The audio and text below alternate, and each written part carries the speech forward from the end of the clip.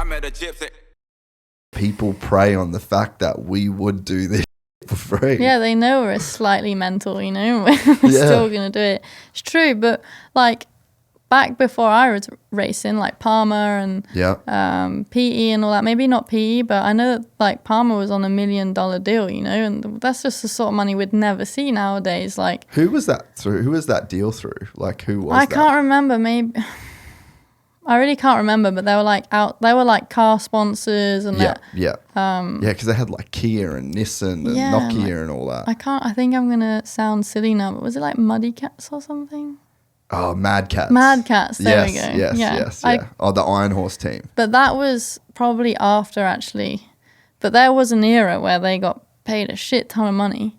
And then I think, from what I've heard, this is just like a tale, people from the other side of the world, say like Australia, wanted to race in Europe, and they would just do it for a free flight ticket. And then all of a sudden, the value of the rider just plummeted because this dude from Australia, who's fucking sick on a bike, that would have been like will race for free. That would have been like Kavarik, literally running, like that would have been that. Yeah, era. and I feel like instantly it just devalued the riders' like value, obviously, because they're like, well, fuck that, I'll ride for free. Like he's winning by 15 seconds and he's riding for free.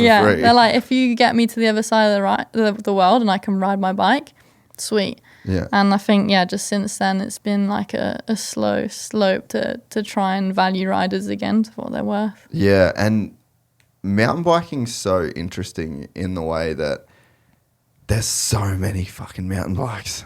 Oh, it's crazy, yeah. Like it's grown a lot since COVID, especially. Like, oh man. So I grew up racing downhill. It would have been in like 03, 04. Like I have a OG proper Kavarik time. Like literally, like it was. Sam Hill was just. I think he might be a year older than me.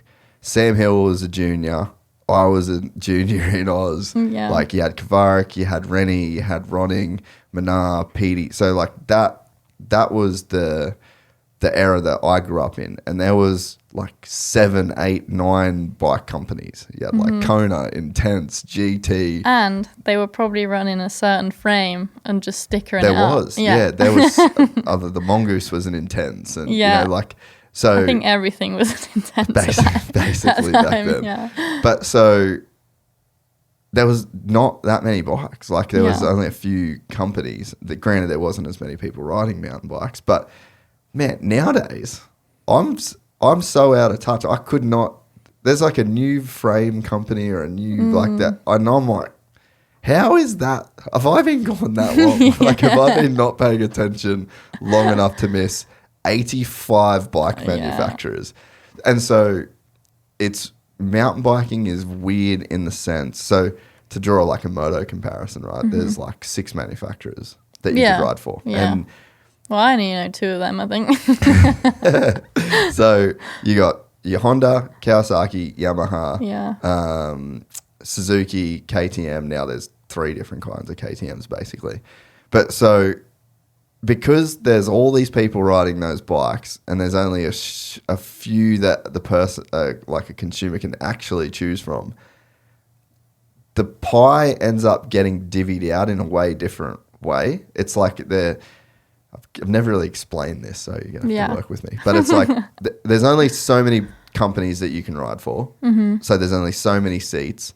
And then there's a ton of different guys that are trying to fill those seats. And then so you've got like 20, let's say 10 factory riders for the 5 companies, right? So there's these 10 seats available. So the rider worth and then there's so few amount of options, like it just creates this dynamic where they have to pay really good money. Yeah. Because there's only a few bikes and there's like these handful of guys and that's the pool that you've got to pick from. Yeah. Whereas with mountain biking, it's so diluted. Yeah. Because there's so many riders, but there's also so many options that it seems like it doesn't create that kind of dynamic where it's like the one brand needs the best guy to sell, to be the best bike. Yeah. And in mountain biking, it's just so different. But when you look at the sport from the outside and like, let's say compare it for moto, like, dude, I mean, some of those guys are making probably $8, $9, $10 million a year in motocross and supercross. and there's more people riding mountain bikes, and there would be more mountain bikes get sold every year. Yeah. And there's probably for more money because they're so insanely expensive. Yeah. Yeah, we were saying this actually, like a good bike is like the same as a good motorbike, and we're like, oh, way more. yeah. Yeah, like you could get a brand new 250F, like to get you kind of like into the sport or whatever, for $8,000, brand new. Yeah. And that it's pretty much what like one of the high end brands, like full build, would sell. Yeah, but if you get like an S-Works, you know, like you can bury $20,000 in a mountain bike super easy. But yeah, so it just creates like a weird dynamic. But you would think on paper, so many more people mountain bike. It's so much more accessible. It's so much easier to get into, like barriers of entry from like being a kid. And you would just think that it's different, and you would think you guys get paid way more than you do. So like there obviously is a few pieces of the puzzle that kind of aren't in exactly the right spot, if that makes sense. Yeah, for sure. Well, especially as like a woman in the sport as well. I mean, I've had to graft really hard since I was younger, and I didn't get paid until I was probably 21 maybe, and I was probably on like 10k a year. Yeah, right. You know, so and then when I was 21 I started winning World Cups, and I get paid more now than I did when I won like the most World Cups in 2 seasons. Yeah, right. And it's been so gradual, like it's been graft. Like I've had to work, I've had to like build really good relationships with sponsors, but that was always how my dad kind of set me out to be, like because he was just so realistic, I guess, in a way that he just knew that women didn't get paid in the sport, and not many people were getting paid anyway. So hence why I've got my own team, and I stuck with my dad the whole time, and now we have a pro team, and I never signed for a different team, I guess, because I was so worried of signing and getting dropped within a couple of years, and that was me done, because I always saw a bit more for myself. I guess I didn't know if I was going to race my entire life, and I don't trust myself to not get bored of what I'm doing. So if I had that, you know, that comfort place where I could just do whatever I wanted. So yeah, I've kind of gone a bit solo, but I think it's worked out in the end.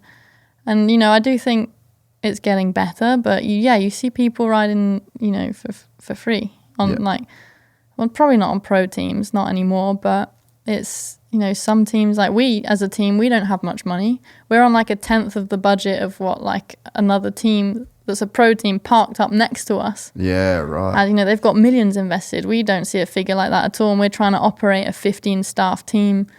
And, you know, we have some of the best riders in the world. But because we're, you know, a B team, or, you know, we're not the main team, which is my choice as well. But yeah, it's hard to balance. And then you have no idea what the other riders are worth. You have no idea. I think we've started speaking a bit more, especially between the girls. Yeah. That's helped a lot. But, you know, some riders are valued up here and others are, you know, down here. That's who was talking to, Jason Wygant. He's like the commentator for Supercross and Motocross. Yeah. He was talking, we were having a conversation about that the other day. And it's also tight-lipped in action sports, like who makes what and how much money. But it kind of actually works against you guys. For sure. In a way, like you guys kind of should tell each other how much you make, and because then it sort of levels everyone out, and then you get someone going to whatever, they're like, well, Tahnee's on this much and I did this. Like it kind of sets a value, and then like the market decides. It's when it's so secret, like when it's not a market, when you don't know the like things market value, it's just, you're just placing a random figure every single time that you're doing a contract. That happens a bunch in moto too. Yeah, well, same in mountain biking. I think you're worried to value yourself as well, because you're like, shit, I'm living the dream. Like literally you are, but at some point I've got to pay bills, and at some point I do want to live outside of just this little bubble we have. Like I want to be able to buy a house. I want to be able to have a family. I want to be able to take care of myself. And, you know, those things, when you get a little bit older, you're like, fuck, well, I need to get paid. Like, I need to push for myself. Just the injury risk. Well, yeah, as well. Like, luckily in the UK, like Red Bull UK actually cover, like, I've been injured since, like, since 2019. So every year I've had surgeries, and, like, Red Bull have covered all the surgeries. But I was saying to people, if I had to cover that myself... you'd be broke.